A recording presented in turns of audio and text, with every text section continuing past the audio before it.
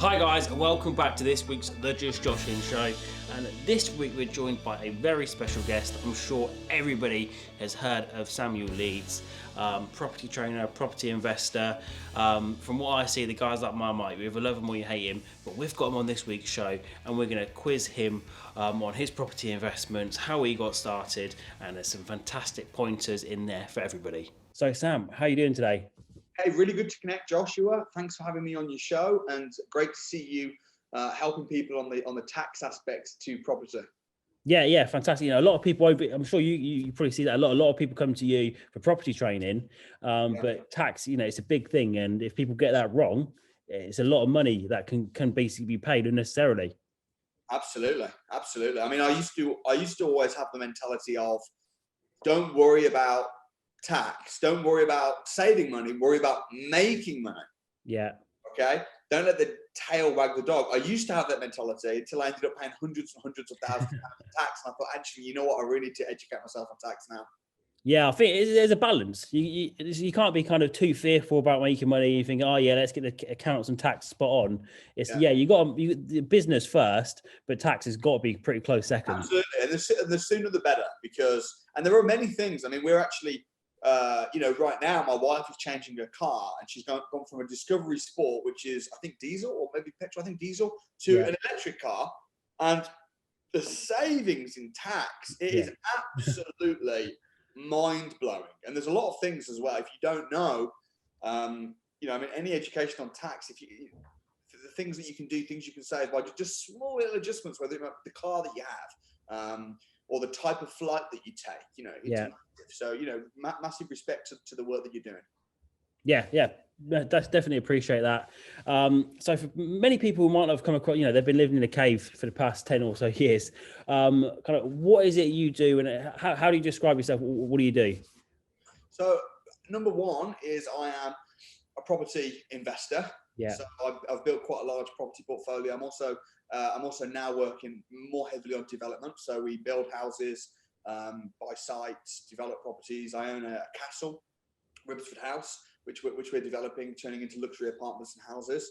I've also got a YouTube channel, which is, it kind of happened organically. I started that about 5 or 6 years ago. Started just documenting my journey, and that's quite a popular channel. I put a video out every single day.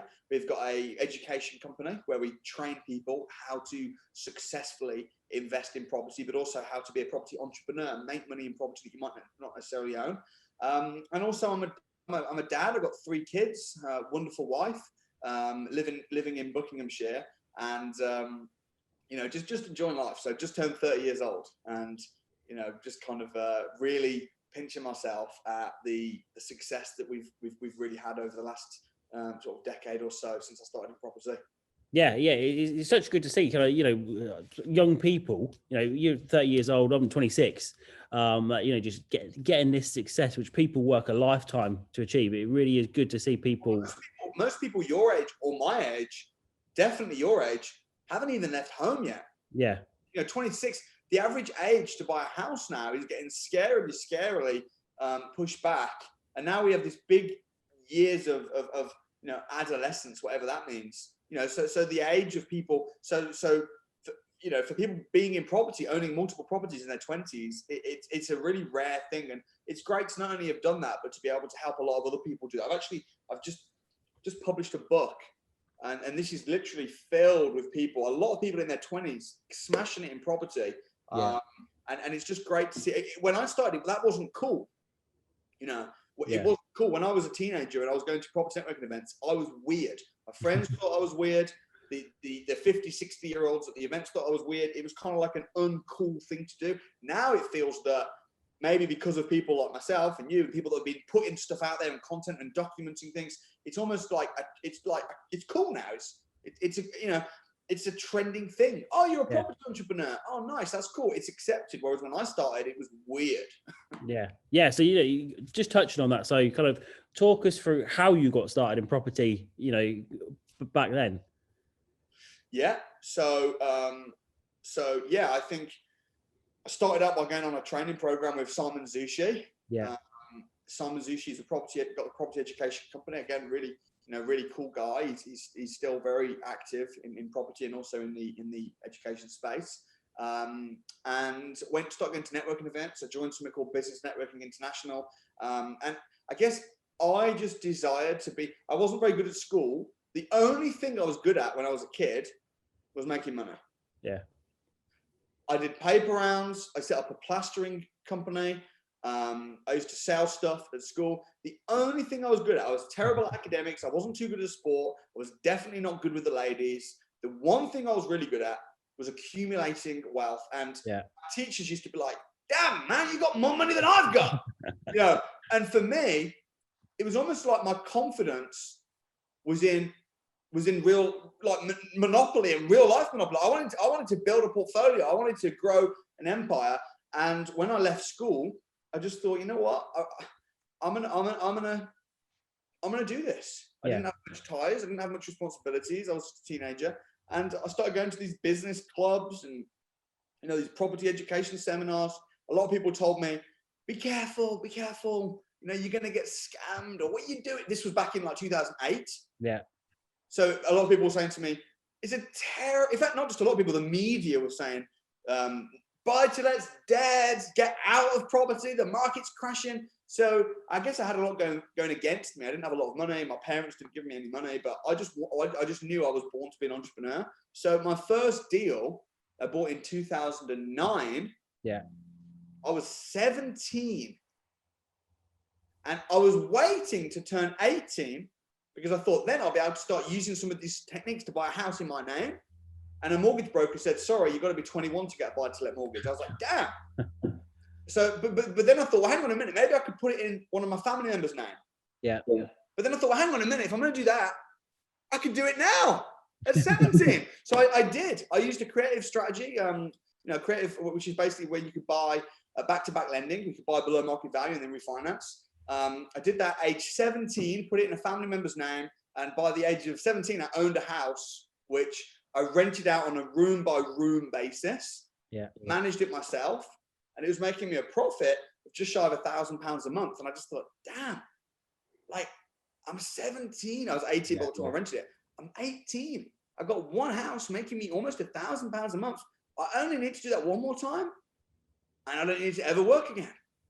Yeah. And for me, that was just pinch yourself crazy. And ever since, I've been aggressively growing my business, growing my portfolio, and 12 years later, I've done extremely well. Yeah, it's just that first. You still own that now? Yeah. Yeah, it's not sold. Kept that. That's on the I'll tell you something really interesting as well. Maryvale Road. I bought that in Bourneville. I bought that for £100,000. That house has not only been making me £1,000 a month, just shy, maybe $950, every month for the last 12 years. But also it's doubled in value. Yeah. So everyone was telling me, don't buy now, don't buy now, don't buy now. Now, it did go down in value, but it didn't matter because it was making me cash flow. Yeah. But then it bounced back up and it's now doubled. And now it's worth 200,000. So I think one of the important things to note is everyone's so worried about what's the market going to do in the next 3 or 6 months. It doesn't matter. Buy in the right way with the right tax accountant. Make sure you do it efficiently. Yeah. Get cash flow from it, and then hold on to it. I still own that property today, 100%, and I don't plan on selling it. Yeah, I love that. I love when people say, "Oh, yeah, is now the right time to buy? What if house prices dip?" I was like, you can't predict that stuff. And what you can predict is what that's going to rent out for. You can look on Zoopla, houses are renting for that, so you can predict that cash flow, and that's what you should be focusing on. 100%, yeah. Yeah. And then the more you do that, the money makes money. So as soon as you've got that first one, that's probably the most difficult one, isn't it? Yeah, absolutely. Okay, so for people that are just getting started in property, what pointers or guidance do you have for them? I think if you're getting started in property, I would say firstly, don't necessarily rush into buying a property, but just look at your options. Don't buy the first property that comes along. Sometimes it can be easy when you see a good deal to just be like, bang, buy it. But if you're getting started, maybe look at a few different options, view a few houses, start put yourself in the game. You know, people think that to view a property, you need to necessarily be really qualified and have all your money and your mortgage. You don't. You can start viewing properties. You can start attending auctions. Just make sure you don't bid, you know, unless you know exactly what you're doing. But just start putting yourself in the game. Surround yourself with like-minded people. Find other people that are maybe 6, 12 months ahead of you, maybe 6 years ahead of you. And ultimately, there's no magic bullet to being a successful property investor. There's no magic secret.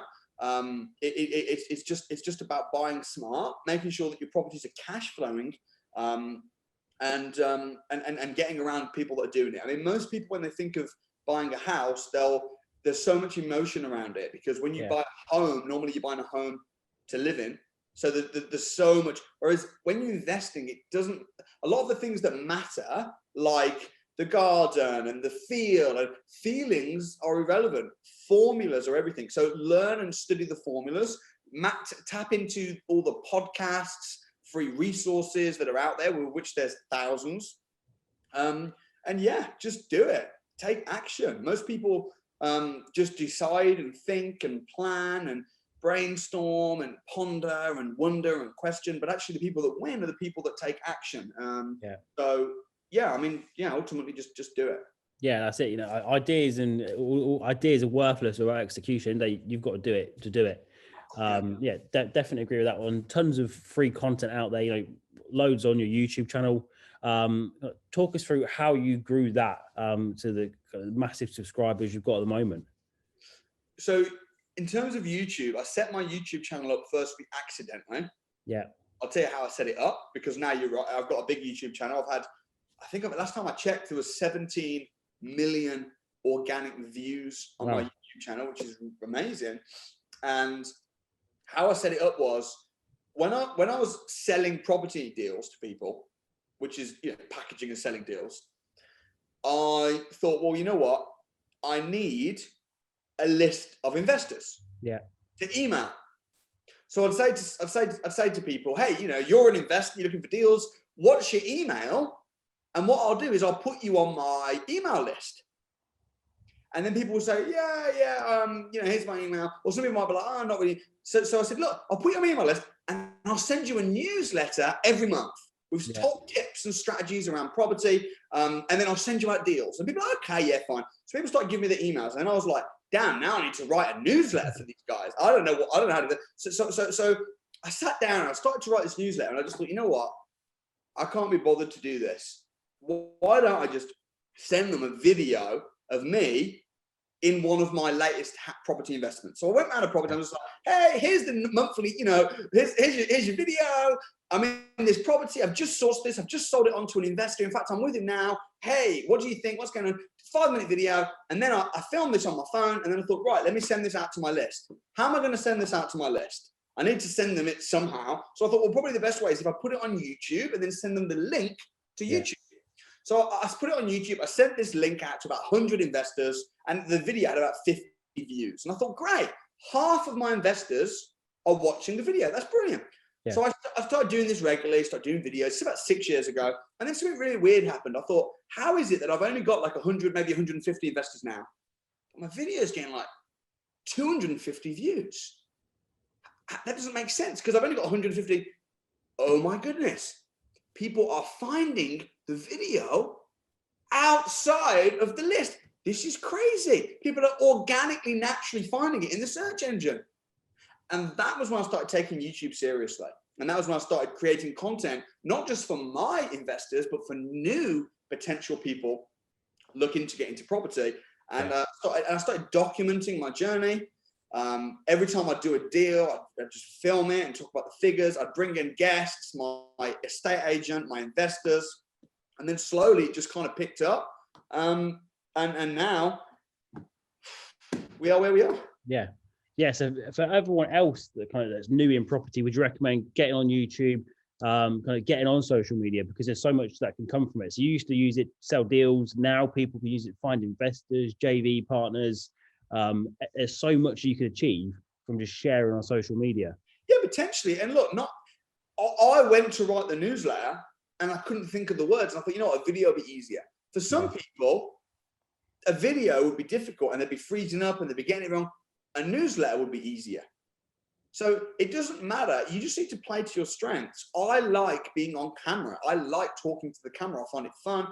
I like vlogging my journey and documenting it. I think if personally, I think some people, not everybody is created and designed to be like a YouTuber, you know. And looking at some YouTubers, that's quite obvious.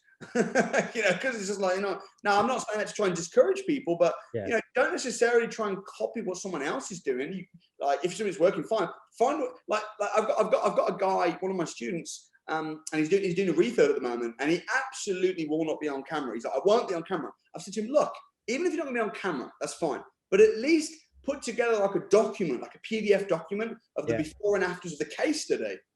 So that when you're trying to sell to investors, or you're trying to joint venture, you're trying to raise finance, you can be like, here's an example of what I did earlier, boom. So I think everybody should be documenting their journey in some way or other. But I'm hesitant to say everyone should be filming themselves, because for some people I might lose people at that point. They might just say, I'm never going to do that, therefore I can't be successful in property. Absolutely not. I know a lot of people that are multimillionaires who are very, very introverted that could not be behind a camera. But yeah, I would agree. Utilize social media, tap into it, write articles, do vlogs, document what you're doing, but do it in a way that's comfortable for you, in a way that is authentic to you as well. Yeah, 100%. Yeah, massive. Right. So kind of find what you're good at, comfortable at, and then just double down on that fundamentally. Absolutely. If it's going to take you 3 hours to think about a video, and then you're going to be having black clouds and nightmares and sleepless nights over it, then maybe don't do it. You know, but find something to do. But definitely tell the world what you're doing. You know, don't be a secret closet entrepreneur, because you need to speak it out. You need to speak out what you're doing. You need to tell people what you're doing, because ultimately, if you don't tell the world what you're doing and they don't know you exist, how is anyone going to do business with you if they don't know you exist? Yeah, 100%. So you've got quite a few different companies, but first and foremost, property investor. A lot of people are often scared to get into property because they're scared of what could go wrong. They get a bad deal. Would you say you've had a bad deal? And if so, can you talk through it? Yeah, I've had bad deals. I've had different types of bad deals. So I've had properties that I've bought and they just have not gone up in value for years and years and years. And the tenants, I seem to have bad tenants. I've had tenants trash the property. I've had the property just seems to be riddled with problems. And I've looked over a 10-year period, and I've looked at the spreadsheet, and I've realized that actually over the 10 years, I've actually not made any money on this house. And that's quite a depressing feeling. I can't say I've lost a lot of money on bad deals. The deals that have lost me the most money are normally the deals that I never did. Yeah. You know, I thought about buying it and then I didn't. And then 5 years later, I thought, man, if I'd have bought that, I'd have made a fortune. I mean, I've bought pieces of land that haven't worked out. 2 years ago, I bought a piece of land on an option agreement. And I thought, well, because it's on an option agreement, I can't lose, because I have the option to buy it later. Yeah. What I didn't take into account was, but I've got to pay the option fee. I've got to pay the solicitors. Got to pay the planning costs of trying to get the permission, you know, so I've ended up being tens of thousands of pounds down, you know, on deals. But I think ultimately most people are afraid to fail, and because of that, they don't take action, and then they don't win. Yeah. If you look at a football player or any winner in any field, they fail more than most people. You know, a footballer shoots a lot more. They score maybe 2 or 3 goals over the space of a season, and they could be a hero, but they missed dozens and dozens, but no one remembers the misses. Everyone remembers the wins. So, you know, if you're afraid to fail, just remember that failing is part of the process to success. So yeah, I've had deals go wrong. I've had deals go well. And ultimately there's going to be 3 types of deals. There's going to be deals that perform. Yeah. There's going to be deals that overperform, and there's going to be deals that underperform. And that's just it. So, you know, if you've got one property and it underperforms and you go, oh, it doesn't work. It's like, well, maybe you've just not diversified, or you've not got enough properties, or maybe you're just buying the wrong thing. You don't know what you're doing. But yeah, it's just part of the process. Yeah, that's it. Fail, was it? First attempt in learning. Yeah, that's definitely true, I'd say. So you've gone from your first one, HMO, you kind of rent it out by the room, now to property development. Yeah. Talk us through that journey, and kind of now, do you just ignore the small deals and you just focus on development? What's your kind of investment strategy like at the moment? So yeah, really good question. So at the moment, I am focused pretty much mostly on development. I'm still making a lot of money on the deals that I did years ago, on the HMOs and on the. I have sold off quite a lot of my smaller deals to put into bigger deals. So at the moment, well, we just bought a piece of land last month in Leeds, which we are going to be building an apartment block. So bought the land for 210,000. It's going to cost us about 400,000 to build the apartment block, 5 apartments, 2 beds, and the gross development value on that's going to be approximately $1 million. So that should make about £400,000. I'm aiming, you know what? I want 10. My aim this year is to have 10 sites on the go. At the moment, we've got a few sites, but I want 10 by the end of the year. That's kind of my main strategy. We've also got the castle, which is a huge project. So that's that's a long-term thing that's kind of ticking on in the background. Which is taking a lot of excitement and also resources. So yeah, that kind of is generally what I'm doing now, because I'll tell you what, Joshua, what I've realized is a big deal, like a land development deal, takes just as much effort as a small deal, like a 50 grand flip. So my general words of advice to people starting out in property will be start small, because you need to learn on the small deals, because you'll mess up first time around. You don't want to mess up on a big deal. So start small, but then slowly, every time you do another deal, go bigger. Now that used to be my philosophy. My philosophy used to be, my aim was to own 1,000 houses. I wanted to own 1,000 houses. And it was only a few years ago when I realized, actually, I don't know any billionaire who owns 1,000 houses. I don't know any. They're all doing big deals. They don't own 1,000, 100 grand houses. And the reason they don't do that is because it's not a good business plan. So I shifted a few years ago from trying to accumulate and monopolize and own loads of houses to doing bigger deals. And partly it's a lot more satisfying. It's much more satisfying restoring old buildings and, helping the economy and helping the housing shortage and crisis by building houses. It's actually more satisfying than just monopolizing and owning loads. So it's a lot of fun. And when you add value, you also make money as a result. And I like to think I'm adding value in the country.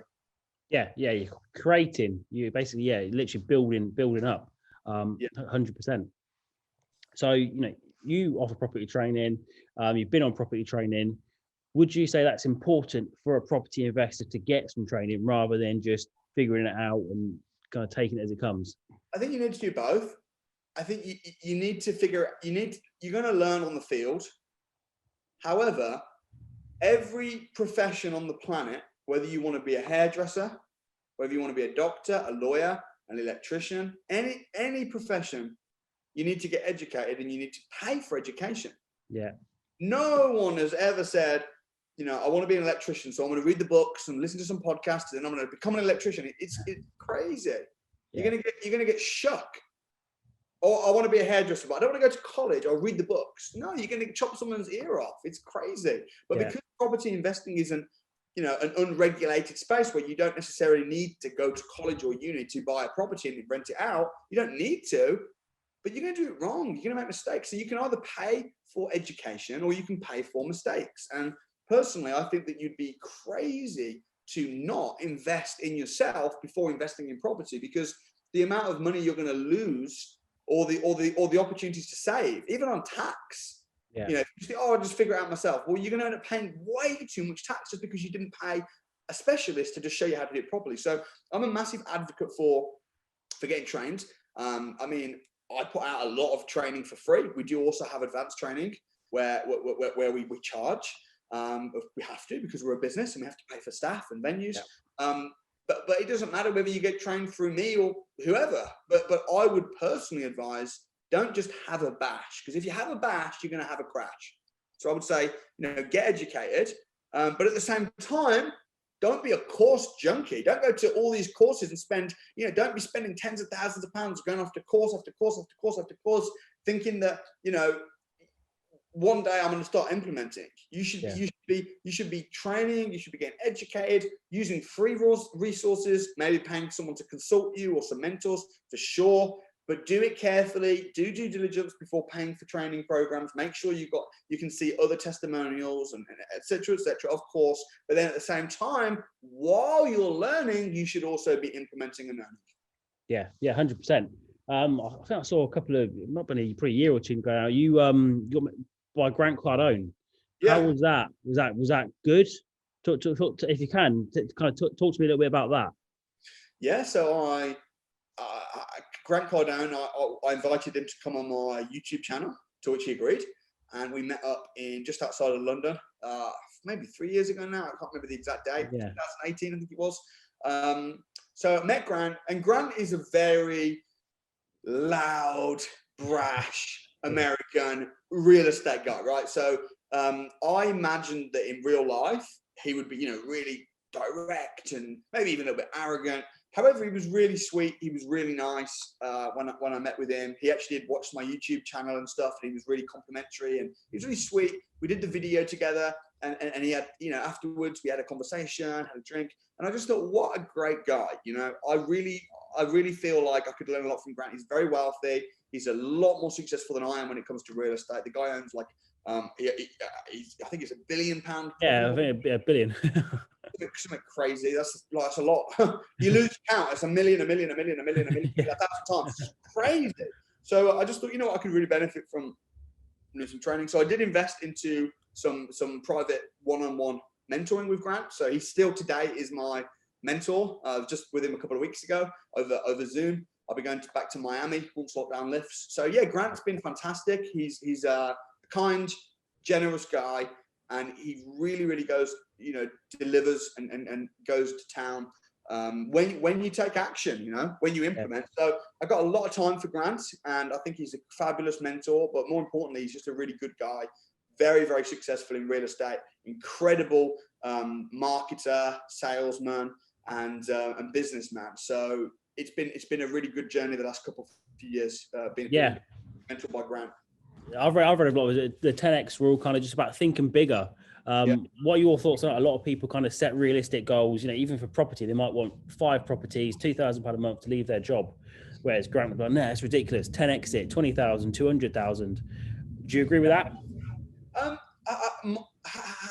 think it depends on how your mind works. So how I work is I like to set realistic goals. So not too big, reasonably small, but just really short time periods. Okay. So I'll say, I would say, look, I want to be, if I was starting out in property, I might say, right, I want 1 property, 1 deal done, closed, going through, and I want that done in the next month. Yeah. So what most people might say, I want 5 within the next year. But then what will happen is 10 months in, they'll have nothing, and then they'll be like, oh, I'll put it back in the, so I think how I work is I set small goals, but just very, very short time periods. And then when I hit it, I like, right, next. Yeah. And it's like climbing a mountain. If you look at the top, you think, man, that's too big. I can't get to the top. You just keep taking steps as you go. Or you can say, oh, that's really high. All right, cool. One day I'll climb that mountain. No. Right now, today, take the first step. That's how my mind works. So, I just think everybody's different and everybody's wired differently. And some people might connect to Grant Cardone, some people might connect to me, some people might connect to you. And ultimately, you just need to set goals how you feel comfortable with and what works for you. Yeah, definitely. I'd agree with that. Especially those kind of short-term goals. I think it's a great book on that. I think it's a 12-week year, essentially, where everyone focuses on the big yearly goals, where really, if you want to break them down, because they're so close, you really work on it. So it's always at the forefront of your mind. Right. Yeah, that's exactly. I mean, I don't think I've read the book, but that's exactly how and another thing as well is with goals is I think how I work is I don't like to have too many goals at once, like a big to-do list. I'll just have 1 or 2 things at once. This month, I'm going to achieve this. If I achieve that, I'm happy. So that's kind of how, how I live my life. Yeah, 100%. Definitely agree with that. So I suppose, leading on to the kind of final question now, really, it's if you could send a text to everybody in the world, what would it say? I can send a text to everybody in the world. Oh, wow. That's an interesting question. I think I think I'll probably just say, believe in yourself and don't worry about what people think or worry about what people say. I think too many people spend so much time trying to be liked, trying to be popular, trying to get approval, but actually it really doesn't matter. And most people that even trying to be successful in business, a lot of people are trying to be successful in business because they're trying to impress someone or get approval from someone. And even if you end up becoming successful, I mean, I've had this. The skeptics at first, they'll say, be careful, be careful. And you think, they keep telling me to be careful. I want to prove them wrong. And then you start doing some deals, and then they'll say, well, we'll see. We'll see what happens. And you're like, okay, well, I want to prove them wrong. And the next thing, they'll start saying, well, money isn't everything. And you're like, oh, man. And then you become a millionaire, and they'll say, well, you've changed. Yeah. Like, what am I doing trying to impress you in the first place? So yeah, I think I would just say, believe in yourself, trust your gut feeling, and don't worry about what anybody thinks or anybody says. Just be true to yourself. Yeah, definitely agree. That's what it is. It's kind of lonely. That's why a bus has 30 seats, but a Ferrari only has 2. Because as soon as you get to the top, people just always going to try and knock you down. Yeah, that's right. Although my big Range Rover has a lot of seats. Yeah. I want to Land Rover with 7-seaters. We take a lot of trips, but no, it can be lonely at the top unless you bring people with you, and that's one of the reasons why I love doing YouTube and sharing. And I'm from a working class background, and I know what it's like not having a lot of money. I know what it's like. Yeah, it sucks, doesn't it? Yeah, absolutely. I know what it's like failing in school. I know what it's like not having much money and whatnot. So I just think for me, it's I like making money. I'm very comfortable financially now, and we've been very blessed. But it's very, very rewarding bringing other people, whether that be family, friends. So that's why I agreed to do the show, because you're putting out content, trying to help other people and inspire and educate. And that's exactly what I'm about as well. Yeah, fantastic. Massively appreciate it. So where's the best place for people to go to learn more about you? I would say probably YouTube. Just YouTube my name, Samuel Leeds, and enjoy. Binge. Go down the rabbit hole. Yeah, we'll put a link to that in the show notes. Everybody can go straight there. But otherwise, thank you very much for your time today, Sam. It's been a privilege. Keep up the good work, Joshua. Thanks for your help. Cheers. Bye for now. Cheers. Cheerio. That's all for this week's The Just Joshin Show. I really hope you've enjoyed this episode. Certainly, I enjoyed the time interviewing Samuel on this. If you found this useful, please do make sure you give us a 5-star rating on Apple iTunes or your podcast platform of choice, because it really helps us spread our message to more people. See you next week.